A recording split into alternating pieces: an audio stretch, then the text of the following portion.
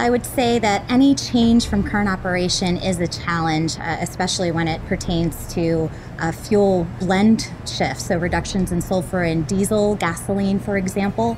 If you look at past history, the vessel operators consumed either residual fuel or distillate fuel. Now with the emission legislations, they're required to change from a regular sulfur level residual fuel to a low sulfur fuel. So not only do they have to ensure that they have the correct fuel on board, they have to ensure that they're managing it on board correctly, so when they get into that eco zone, they're actually consuming the right fuel. In January 2015, MARPOL Annex 6 imposed a 0.10% sulfur cap on exhaust emissions for vessels operating in emission control areas, ECAs. In order to comply with this limit, vessels need to switch to a low sulfur fuel within ECAs. A range of options are available, most commonly marine gas oil, MGO. But ExxonMobil has developed a premium eco-fuel category that not only complies with the legislation, it also offers operational benefits.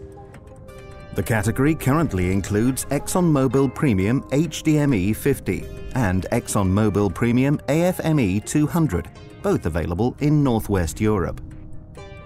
With further emission cuts planned for the future, having a product that answers the demands of today is not enough.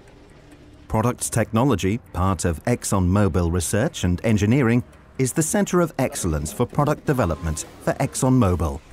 We use innovation and creative problem solving to work with our refining and supply organization to identify new streams or new blend recipes that can effectively meet the emissions requirements and still meet or exceed ISO 8217 specification requirements as well. So any new fuel that we develop within ExxonMobil will be evaluated for combustion performance and any other engine parameters that are important on the basis of fuel quality.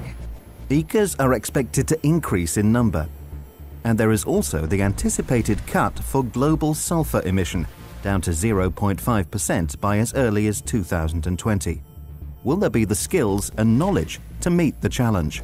We're very forward-looking. We were the first one to develop a new type fuel, HDME 50. Worked with engine manufacturers, our customers, classification societies to ensure that this new fuel would not only meet the engine, the customer needs, but also meet global legislation. ExxonMobil does have a long history of producing compliant fuels to regulations due to emissions changes that are occurring in industry. And I do think that the past experience can certainly help and influence how we approach future compliance. The maritime industry is the lifeblood of global trade, and providing the modern, lower emission and safer to use fuels to power the world's fleet is essential. In this video, we have identified the ExxonMobil ECA category fuels and seen how the research and engineering facility at Paulsboro, New Jersey has led the field in researching and developing fuel products. Work that has produced the ECA-compliant fuels of today while preparing for the challenges of tomorrow. In the next program in the series, Storage and Handling, we'll look at what measures should be taken for safely bunkering and using both heavy fuel oil and low-sulfur ECA-compliant fuels. For further information on the complete range of fuel products available, visit the website at exxonmobil.com/marine.